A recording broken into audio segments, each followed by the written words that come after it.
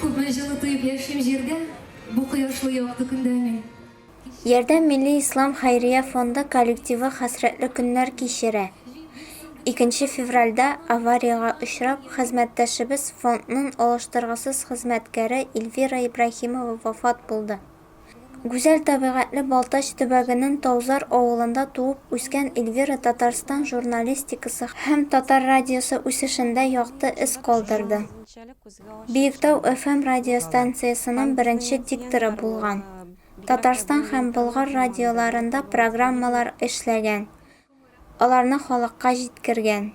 Озан һәм Иман радиолары аша ислам кыйммәтләрен тараткан. Аның күңелләргә үтеп керә торган сихри, тирән әһенле тавышы әле күпләребезнең колагында чыңлап торыр. Җан юана кайчак эш белән. Эш дисезме? Үзе язган шигырьләре хәтеребезгә уелып калыр. Үзенең Ярдәм Хәйрия фондының эшләвен бик ярата иде ул, горурлана иде. Иман радиосында эшләүдән тыш, ул фонд эшчәнлегенә багышланган видеожурнал чыгара иде. Интернетта Эльвира Ибраһимова татар телендә эшләгән журналларны карап, тыңлап мәгълүмат туплап була. Үз эшенең остасы булган Эльвира Ярдәм мәчетендә никахлар оештыру һәм бәйрәм мәҗлесләре алып бару белән дә яратып шөгыльләнде. Аның килгән кунакларны үз итүе, туганнары да яратуы мәҗлестә утыручыларның үзләренә дә күчә иде. Эльвира тормышны, кешеләрне яратты. Аны кылычлаган мәхәббәт бик зур иде. Көләч йөзе, кешелеклелеге, бер дә белмәгән кешегә ярдәм итәргә ашкынып торуы, киң күңеллелеге аркасында аны бик күпләр яратты, үз итте. Эльвира балалары өчен яраткан әни, хезмәттәшләре өчен хөрмәтле дус иде. 5 февральдә аңа 42 яшь тулган булыр иде. Эльвира Ибраһимова бүген туган авылында, Балтач районы Таузар авылында җирләделәр. Без Аллаһ Тәгаләдән аның гөнаһларын ярлыкавын сорыйбыз. Аллаһ Тәгалә аны кабер газабыннан һәм тәмуг утларыннан сакласын. Урынын җәннәттә насыйп итсен. Туганнарының һәм балаларының хәсрәтен җиңеләйтсен. Без сезгә соңгы эшен карарга тәкъдим итәбез.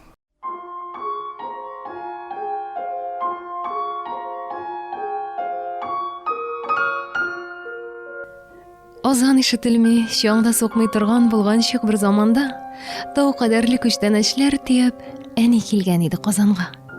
Автобустан аны каршы алдык. Әйберләрен көчкә күтәреп, өйгә кайтып кергәнебез истә. Бик күп мәлләр, хәлләр истә юк. Ни сөйләшкән, ниләр пешергәннәр, хәтеремдә түгел берсе дә. Тик бер сүзе җанга уелып калды. Сискәндерә исемә төшүгә. Өйгә кайткач, шәйләр эчеп алгач, чыкты да ул тәһарәтләнеп, кыйбла кайда дип сорап куйды. Беләсеңдер кайда икәнен? Мин аптырап калдым. Белми идем кайда мәшрик, кайда мәгъриб. Бергә барлап уртак карар кылдык. Кыйбла шул тарафта булыр дип. Кыйбла мәсьәләсе хәл ителгәч, озак итеп намаз укыды.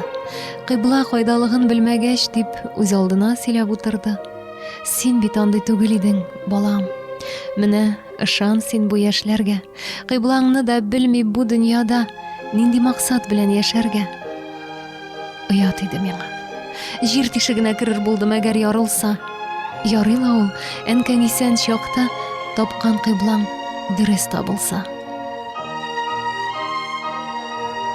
Сиңа кайттым әни, кабреңә. Калбымны юнәлттем кыйблага.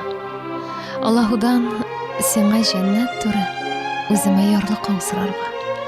Әни бәгърем, рәнҗеп ятма миңа. Тапкан кыйблам мәңге югалтмам. Имансызлар, кыйбласызлар белән уртак гамәл, уртак юл сапмам. Кемнәр белән генә аралашсам, йөрсәм дә мин хәзер кайда да беренче эш итеп кыйбла барлыйм. Калбымны юнәлтәм кыйблага. Күптән булган хәлләр исемә төшеп, кайнар тиргә баттым кабаттан. Кылмыйбызмы икән гамәлләрнең үкенерлекләрен азактан. Без кыйбланы дөрес таптык та бит. Күңел тыныч түгел шуңарга.